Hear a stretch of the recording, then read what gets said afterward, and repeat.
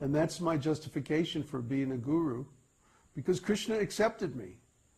You know, it's not something I did, not something I chose, right? But Krishna accepted me and then gave me a commission. Actually, Srila Prabhupada gave me the commission. And I just waited until Krishna accepted before I acted on that commission.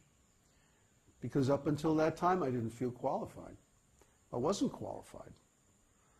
So I was not going to act on an order that I was not qualified to perform,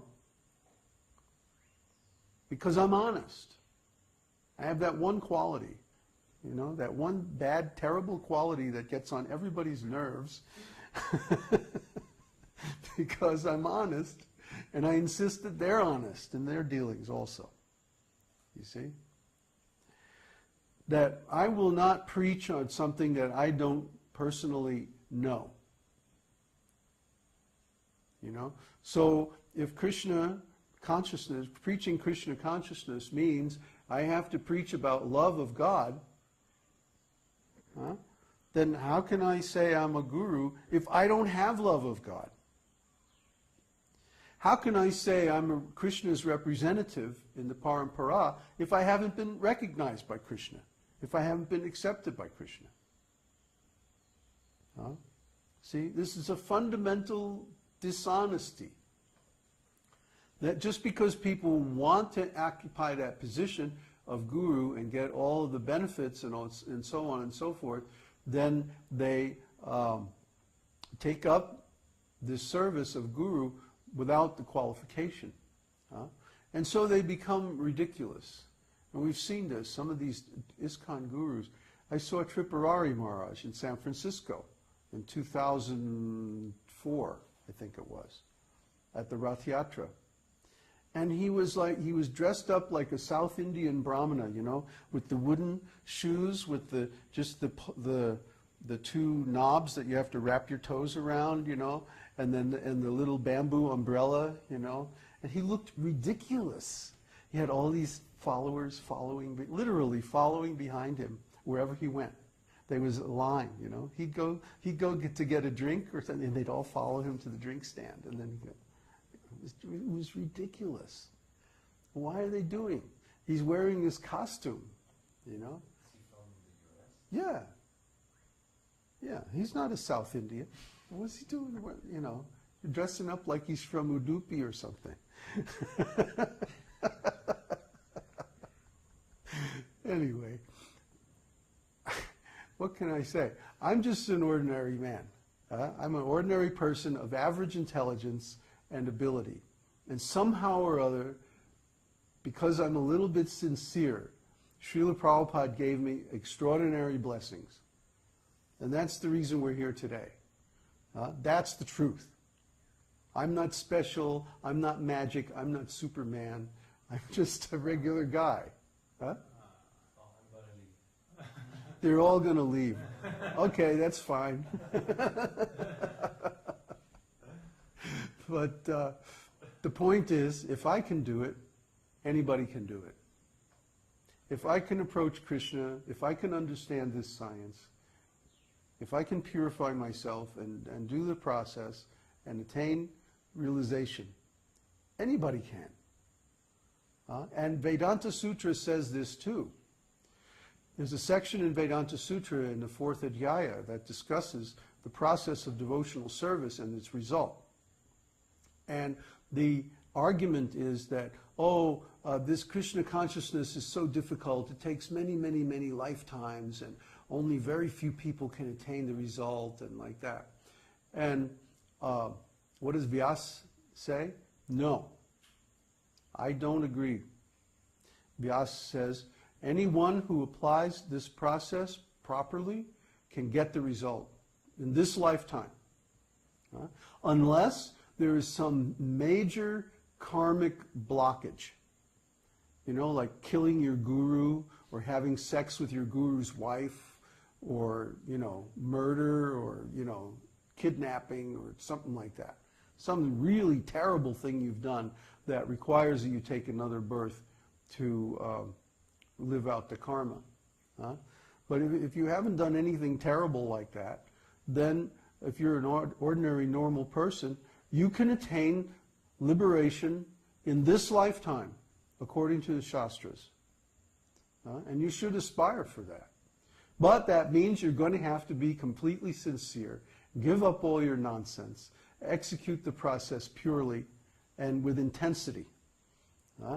And then you can attain all of these things. They're not out of reach. It doesn't take hundreds of lifetimes. You can have it now. That's honest. So I would like all of you to be honest about what you really want, where you're really at, and then perform the Vedic process that is appropriate to your desires, to your station in life, to your level of spiritual advancement. Don't try to put yourself on some higher platform than you really are, because you won't be happy and Krishna won't be happy with you either. You won't get any result from your spiritual practices until you resolve those offenses. Take up the process that's appropriate. If you want material things, chant the Dvarasakshara mantra and chant Vishnu Sahasranam, and you'll get them. You'll get them. And then when you realize, oh, I got all this stuff and it still didn't make me happy, then you can go on to the next step. That's our process. So, any questions? Yes, I have a question. Okay. Speak up so the mic can pick you up. So you said that the process is that to give up the offenses will relieve that blockage of the action of the holy name. So I was thinking, is it possible that somebody chants offensively for like 10 years and then he gives up because he sees that he's committing offenses and he really, really wants to attain the highest goal, that he makes a lot of advancement at that particular time because he's been chanting and all the actual effort that he would have gained was held back because of his offenses. So would he make a lot of advancement at that time because he would get all that? Yeah, I did that. I did that. I chanted offensively for a long time, and I didn't make much advancement during that time. And then when I gave up everything, all material activities, and just chanted the holy name purely, with no material desires or anything, then I made advancement very quickly, within a few months. But I don't recommend this. No, I just wanted to know technically. Technically speaking, it's possible. And if someone is caught in that mode of belief that, oh, we have to chant the Hare Krishna mantra because that's what Srila Prabhupada taught. Well, he also taught that you should give up all your material nonsense. See, Srila Prabhupada was teaching in the context of you join the temple, you live in the brahmachari or brahmacharini ashram, you get up at 4 in the morning, etc., etc. You see, you're in an association of very strict principles. That was the context in which Prabhupada was teaching. The context in which we are teaching is that everybody is scattered all over the world. We're reaching them through the internet. And we have no ability to create an ashram situation for you. Okay? We have a small ashram which is just for our close students. But for others, we have no ability to create, and we don't want to create so many ashrams and temples and have so many, students like that. Yeah, I'll get out of here. You will someday, but you'll have to make it yourself. Anyway, the process that you should be doing in that situation is very different from the process that you would be doing if you're living in a temple. So Prabhupada, what he was doing, it's just like when you take a plant, and you put it in you put it in a big pot with the finest, worm compost and and you put hydroponic feeding and special lights and everything, and you force the growth of that plant artificially. Huh? He was making a hothouse plant. Huh?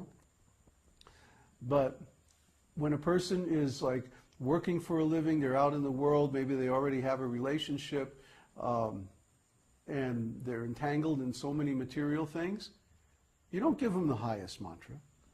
And you found that shloka, that purport actually, in Chaitanya Charitamrita, where Prabhupada says if a person is not adequately educated in the principles of spiritual life, Vedic spiritual principles, they should not chant the Hare Krishna Mahamantra.